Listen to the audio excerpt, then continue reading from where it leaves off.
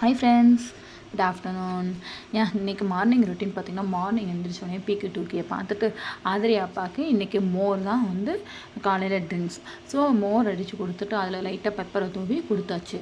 இன்றைக்கி எங்களோட பிரேக்ஃபாஸ்ட் பார்த்திங்கன்னா பிரண்டை சட்னி, ரசம், அதுக்கப்புறம் வந்து மேரக்காய் பொரியல். அப்புறம் ஆதிரி அவங்க அப்பாவுக்கு ஒயிட் ரைஸ் கொடுக்க மாட்டோம், உங்களுக்கு தெரியும். ஸோ அதனால் வந்து 2 சப்பாத்தி ஆல்ரெடி நான் போட்டு எடுத்து வச்சுட்டோம். பிரண்டை சட்னி எப்படி பண்ணணும், பிரண்டையை நைட்டே எங்கள் மாமியார் க்ளீன் பண்ணி வச்சுட்டாங்க. காலையில் நான் எழுந்திரிச்சோன்னே பிரண்டையை ஒரு ஆயிலில் ஒரு கடாயில் ஆயில் ஊற்றி அதுக்கப்புறம் வந்து பிரண்டையை மட்டும் போட்டு நல்லா டீப் ஃப்ரை பண்ணிக்கிட்டேன். டீப் ஃப்ரை பண்ணி அது ஒரு பிளேட்டில் எடுத்து வச்சுட்டு அதுக்கப்புறம் அதே எண்ணெயில் கடலைப்பருப்பு, உளுந்தப்பருப்பு, வெங்காயம், வரமிளகாய், புளி, அதுக்கப்புறம் தேங்காய் இதெல்லாம் போட்டு ஆட் பண்ணி நல்லா ஃப்ரை பண்ணிவிட்டு மறுபடியும் அந்த பிளேட்டில் இருக்க பிரண்டையை தூக்கி மிக்ஸ் பண்ணி டீப் ஃப்ரை பண்ணி அதுக்கப்புறம் அதை தனியாக ஆற வைக்கிறதுக்கு எடுத்து வச்சுட்டு நம்ம மேரக்காய்க்கு ரெடி பண்ண ஆரம்பிச்சிட்டோம். மேரக்காவை சின்ன சின்ன பீசஸாக கட் பண்ணிவிட்டு வெங்காயம், வரமிளகா, அதுக்கப்புறம் கருவேப்பிலை போட்டு தனியாக எடுத்து வச்சுட்டேன். நான் மேரக்காய் செய்யும்போது எப்போயுமே தேங்காய் பூ போட்டு செய்ய மாட்டேன்.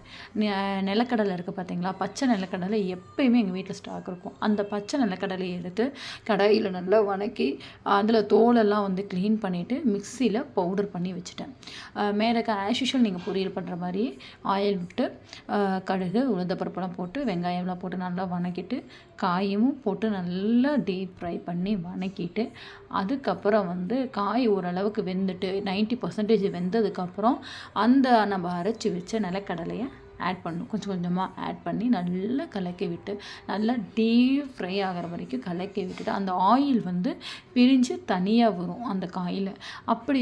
அப்படி நீங்கள் வந்து செய்யும்போது அதோட டேஸ்ட்டு சூப்பராக இருக்கும். ஒரு நாள் கண்டிப்பாக நீங்கள் அந்த மாதிரி ட்ரை பண்ணி பாருங்கள், செம்ம டேஸ்ட்டாக இருக்கும்.